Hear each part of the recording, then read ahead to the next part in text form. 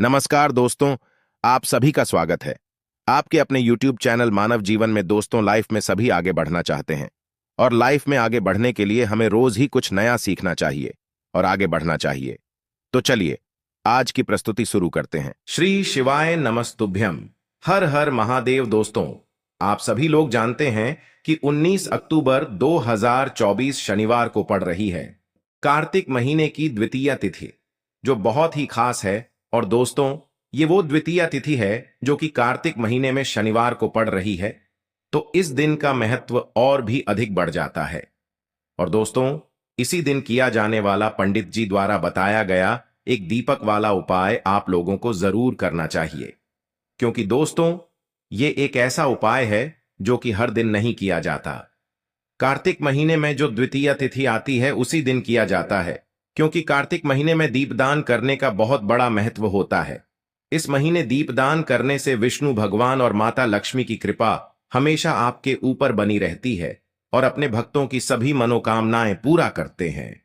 और अगर आप लोगों ने इस उपाय को नहीं किया है या किसी कारणवश नहीं कर पाए हो, तो शनिवार द्वितीय तिथि के दिन इस उपाय से मत चूकना। दोस्तों, देखिए, ये दिन इतना खास होता है, इतना महत्वपूर्ण होता है। देखा गया है कभी कभी बड़े बड़े पूजा पाठ अनुष्ठान से जो मनोकामना पूर्ण नहीं होती है, वह कार्तिक महीने के शनिवार के दिन एक छोटे से उपाय करने से ही आपकी मनोकामना पूर्ण हो जाती है। और बहुत सारे लोगों ने इस उपाय को किया भी है और उनको इस उपाय को करने का फल भी जरूर मिला है। अगर आप लोग भी इस उपाय को इस शनिवार की रात करना चाहते हैं, तो आप इस उपाय को पहले अच्छे से समझ लेना, सुन लेना, उसके बाद करना। आपको इस उपाय का फल जरूर मिलेगा, आपकी सभी मनोकामनाएं पूरी हो जाएंगी। दोस्तों, हम आपको यहां पर बता दें कि यह जो एक दीपक वाला उपाय है, यह उपाय पंडित जी ने अपनी अभी की शिव महापुराण की कथा में ही बताया है। और इस उपाय को करने से आपके घर में चाहे किसी भी प्रकार की दुख और समस्या क्यों ना चल रही हो, आपको उसका कारण भी नहीं पता है कि भाई ये समस्या किस कारण से चल रही है। उसका कुछ भी कारण हो सकता है, जैसे पितृदोष हो सकता है, काल सर्प दोष हो सकता है, या किसी भी तरह का मंगल दोष भी हो सकता है। और भी बहुत तरह के दोष होते हैं, कुछ भी हो सकता है। पर आपको इस उपाय को करने के लिए अपने दोष को पता लगाने की भी जरूरत नहीं है। आपके घर में किस कारण से इतनी दुख और परेशानी आ रही है, वह भी आपको पता लगाने की जरूरत नहीं है। बस शनिवार की द्वितीया के दिन इस उपाय को कर लेना, क्योंकि इसी एकमात्र उपाय को करने से आपके पूरे घर परिवार में सुख और शांति हो जाएगी। आपके घर में अच्छे अच्छे काम होने लगेंगे। आपकी जो भी मनोकामना होगी वह भी धीरे धीरे करके पूर्ण होना शुरू हो जाएंगी। अब हम समझते हैं इस एक दीपक वाले उपाय को आपको करना कैसे है, किसको करना है, किस समय करना है और कैसे करना है। देखो, उपाय बिल्कुल आसान है, बस समझने वाली बात है। ध्यान से समझिए, उसके बाद ही आप लोग जो है इस उपाय को जरूर कीजिएगा। सबसे पहली चीज हम लोग ये समझते हैं कि इस एक दीपक वाले उपाय को इस शनिवार के दिन किसको करना है। तो देखिए, इस उपाय को घर के सभी सदस्यों को करने की बिल्कुल भी जरूरत नहीं है। घर में से कोई एक मुख्य बड़ा सदस्य ही इस उपाय को करेगा तो उस घर परिवार के सभी सदस्यों को इस उपाय को करने का फल मिल जाएगा। पर वो बड़ा सदस्य कौन होगा, कौन व्यक्ति इस उपाय को करेगा? तो यहां पर देखिए, हम आपको बता दें, घर की जो बड़ी माताएं बहनें होंगी, घर की बड़ी माताओं बहनों में से कोई भी एक माता बहन इस वाले उपाय को कर सकती है। अपने पूरे घर परिवार के लिए घर में सभी सदस्यों को इस उपाय को करने की जरूरत नहीं है। मात्र घर की जो बड़ी माताएं बहनें हैं, उनमें से कोई भी एक माता बहन इस वाले उपाय को करेगी तो उसके घर परिवार के पूरे सदस्यों को इस उपाय का फल मिलेगा। अगर किसी कारणवश माताएं बहनें घर में उपस्थित ना हो या वो इस उपाय को ना कर रही हो, कुछ दिक्कत हो, तो भाई उस जगह पर फिर घर का कोई बड़ा व्यक्ति भी इस उपाय को कर सकता है। माताओं बहनों के कहने का मतलब यह था कि माताएं बहनें घर की लक्ष्मी होती है। जब घर की लक्ष्मी कोई उपाय करती है तो निश्चित ही भगवान शिव जी बहुत जल्दी प्रसन्न होते हैं और उपाय का फल में बहुत जल्दी और बहुत बड़ा करके भी यहां पर देते हैं। तो आप लोग ये बात समझ गए होंगे। अब हम ये बात समझते हैं इस वाले उपाय को हमें करना किस समय है। एक दीपक वाले उपाय को हमें इस शनिवार के दिन करना किस समय है। तो देखिए, इस उपाय को करने का जो समय है शाम का समय है। अब देखिए, यहां पर हम मुख्य रूप से सुबह का समय नहीं बोलेंगे, क्योंकि देखिए, ये जो द्वितीया तिथि है और आप सभी लोग जानते हैं, इसका प्रदोष काल का मतलब शाम का जो समय होता है ना, इस दिन भगवान शिव और माता पार्वती जी का सबसे प्रिय दिन होता है। तो आप लोग इस दीपक वाले उपाय को शाम के समय प्रदोष काल में कर सकते हो। देखो, अगर शाम के समय कर रहे हो तो इस दिन जरूर शाम के समय का ध्यान रखना कि शाम के 5 बजे से लेकर 6 बजे के बीच में अगर आप इस उपाय को कर सकते हो तो बिल्कुल कर लेना, पूरी कोशिश करना। पर अगर किसी कारणवश इस समय के बीच में ना कर पाओ तो रात 7 बजे तक भी अगर आप उपाय को करोगे तो आपको उपाय का फल जरूर मिलेगा। ये बात आपको समझ आ गई। अब बात करते हैं उपाय की देखो, इस उपाय के लिए आपको मात्र 2 लौंग लेनी होगी, यानी कि आपको लौंग का जोड़ा लेना है। 2 फूल वाली आपको लौंग लेनी है। लौंग का जोड़ा कहीं से भी खंडित नहीं होना चाहिए, इस बात का ध्यान रखें। इसी के साथ में आपको लेना होगा लाल चंदन का पाउडर। देखिए, यदि आपके पास लाल चंदन की लकड़ी है तो उसे घिसकर भी आप चंदन के रूप में प्रयोग कर सकते हैं। यदि पाउडर है तो उसका भी आप अपने उपाय के लिए प्रयोग कर सकते हैं। देखिए, चंदन जो है वो तेज का प्रतीक माना गया है और साथ ही साथ जीवन के अंधकार को दूर करने का प्रतीक माना गया है। अब इसी के साथ में आपको मात्र एक तांबे के पात्र के अंदर शुद्ध जल लेना होगा अपने घर से। अब दोस्तों, ये तीनों सामग्री लेकर के सीधे आपको पहुंच जाना होगा भगवान शिव के मंदिर में। देखिए, इसी के साथ में आपको एक गोल बाती का दीपक भी लेना होगा। दीपक आप मिट्टी का भी ले सकते हैं, शुद्ध आटा मढ़कर उसका भी तैयार कर सकते हैं।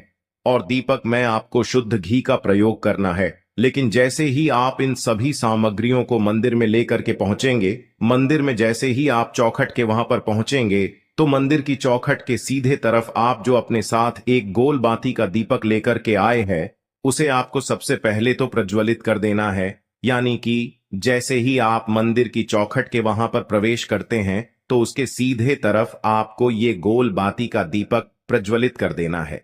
अब देखिए, जैसे ही आप यह दीपक प्रज्वलित करेंगे तो आपकी जो भी मनोकामना है उससे आपको बोल देना है। आप इस दीपक को इस प्रकार से प्रज्वलित करने के बाद इन सभी सामग्रियों को आपको शिवलिंग के पास में लेकर पहुंच जाना है। अब देखिए दोस्तों, आपके पास जो एक तांबे के पात्र के अंदर शुद्ध जल है, उसमें से आपको केवल आधा लोटा जल ही भगवान शिव के शिवलिंग पर अर्पित करना है। आधा लोटा जल आपको उसी पत्र के अंदर बचा लेना है। अब दोस्तों, आपके पास जो 2 लौंग हैं, यानी कि लौंग का जोड़ा है, उससे आपको अपना नाम और अपने गोत्र को बोलते हुए आपकी जो भी समस्या चल रही है, आपके जीवन में जो भी परेशानी उत्पन्न हो रही है, उन्हें आपको बोल देना है। और ये जो लौंग का जोड़ा है, इसे आपको भगवान शिव के शिवलिंग पर अर्पित कर देना है। जैसे आप ये 2 लौंग शिवलिंग पर चढ़ाएंगे तो अपना हाथ जो है वहां पर आपको रखना है और महादेव से आपको प्रार्थना करनी है कि मेरे जीवन की ये जो परेशानियां हैं ये सभी दूर हो जाएं।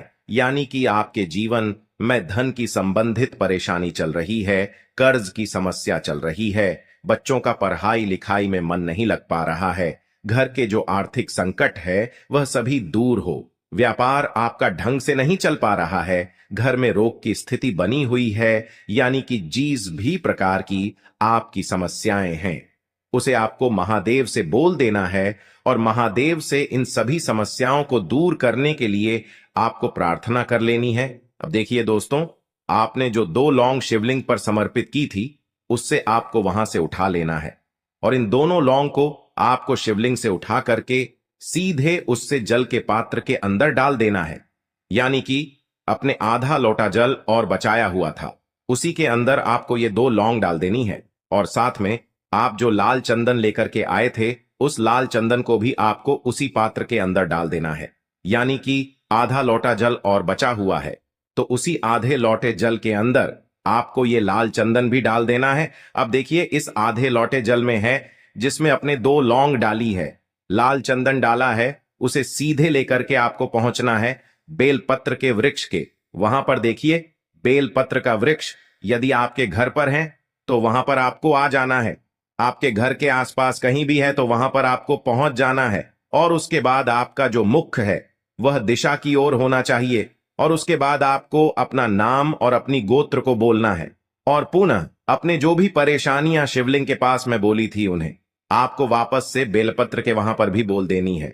और ये जो आधा लोटा जल और है, इससे आपको पूरा बेलपत्र के वृक्ष की जड़ DDH में श्री शिवाय नमस्तुभ्यम इस मंत्र का जाप करते हुए समर्पित कर देना है। तो बस इतना सा उपाय आपको करना है। जो भी आपकी परेशानी है, समस्या है, उससे महादेव निश्चित ही दूर करेंगे। चलो अब बात करते हैं हमारे दूसरे उपाय की तरफ। देखिए, आगे बढ़ने से पहले वीडियो को एक लाइक जरूर करें। देखो, इस उपाय को करने के लिए सबसे पहले तो आपको 2 मिट्टी के दीपक लेने होंगे। अगर आपके पास मिट्टी के दीपक नहीं है तो आप आटे के दीपक भी तैयार कर सकते हैं, परंतु कोशिश करना कि मिट्टी के दीपक आपको मिल जाए। ठीक है। देखिए, अब मिट्टी के दीपक जब भी आप ले रहे हो तो आपको एक बात का विशेष रूप से ध्यान रखना है कि मिट्टी के जो दीपक है वो कहीं से भी टूटे हुए या फिर खंडित नहीं होने चाहिए। देखो, आपको विशेष ध्यान रखना है कि आपको खंडित दीपक नहीं लेना है। इसी के साथ में आपको लेना होगा शुद्ध देसी गाय का घी। अब देखो, गाय माता का यदि आपको घी प्राप्त हो जाता है तो वही आपको ले लेना है। अगर आपको गाय का घी नहीं मिलता है, कोई भी देशी घी आप इस्तेमाल कर सकते हो। देखिए, अब आपको क्या करना है, आपको 2 चम्मच शुद्ध घी लेना है। क्योंकि आप 2 दीपक ले रहे हैं तो आपको 2 चम्मच शुद्ध घी लेना है। देखिए, घी से दीपक प्रज्वलित करने से हमारे जीवन की जो संकट है, कष्ट है और बाधाएं हैं, वह सभी दूर होती हैं और नकारात्मक ऊर्जा घर से बाहर जाती है। और घी से दीपक प्रज्वलित करने से बहुत अधिक लाभ होता है। और इसी के साथ में आपको लेनी होगी गोल बाती। आपको मात्र 2 गोल बाती लेनी होगी।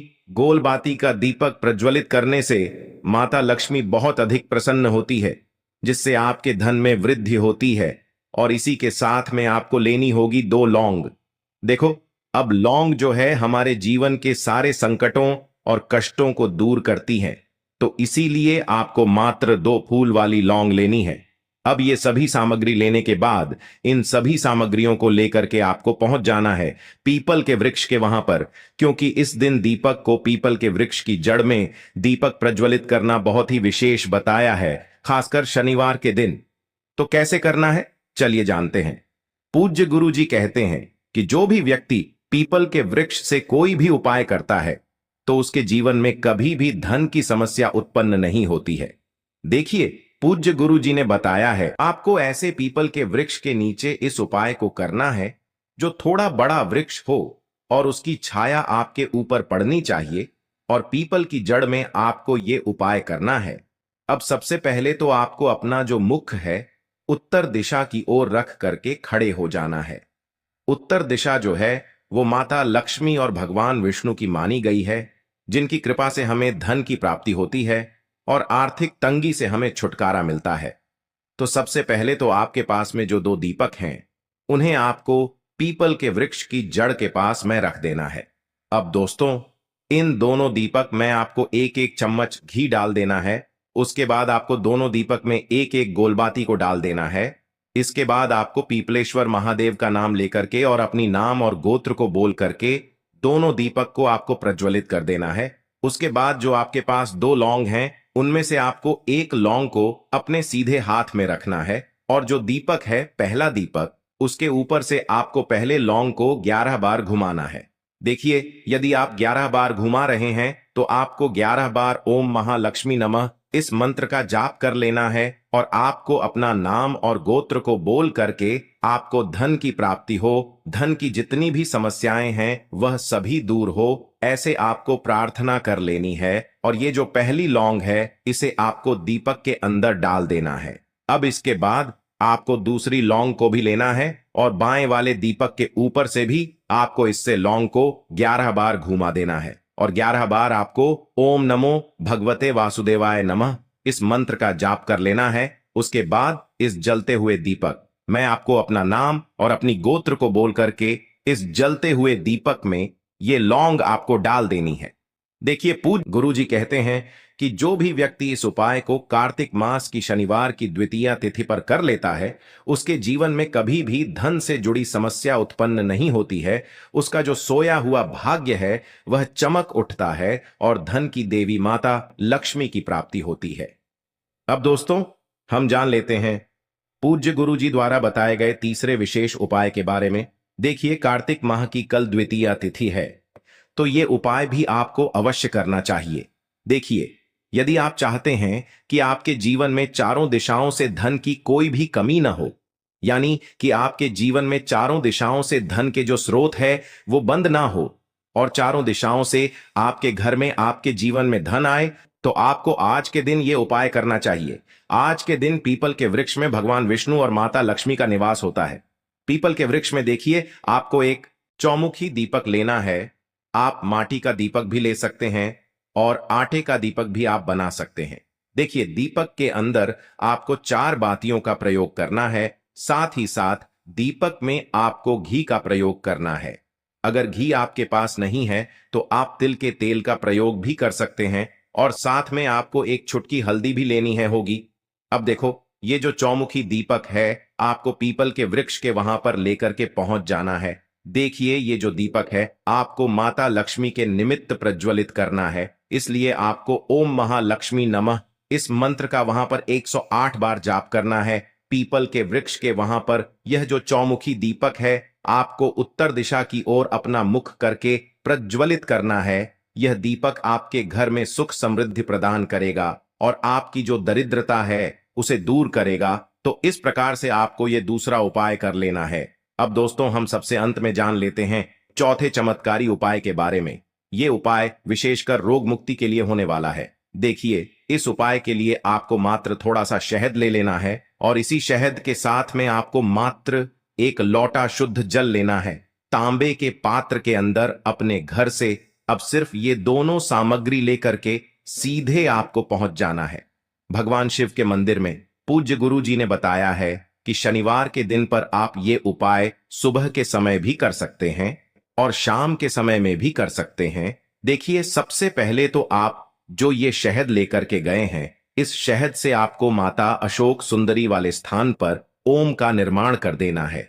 यह जो ओम है आपको अपने सीधे हाथ की चिटी उंगली के पास वाली उंगली, अनामिका उंगली, उसी से बनाना है। और इसके बाद जो आपके पास एक लोटा शुद्ध जल है, इससे भी आपको धीरे धीरे भगवान शिव के शिवलिंग पर अर्पित करते जाना है। श्री शिवाय नमस्तुभ्यम इस मंत्र का जाप करते हुए पूज्य गुरु जी ने बताया कि जल आपको बिल्कुल धीरे धीरे समर्पित करना होगा, और समर्पित करते हुए आपको कम से कम 11 बार या फिर 21 बार श्री शिवाय नमस्तुभ्यम इस मंत्र का जाप कर लेना है। लेकिन जैसे ही ये जल शिवलिंग से होकर के जलाधारी की ओर बह करके आएगा, तो इस जल को आपको उसी पत्र में थोड़ा सा जल लेना है, और यह जल आपको महादेव से औषधीय स्वरूप प्राप्त कर लेना है।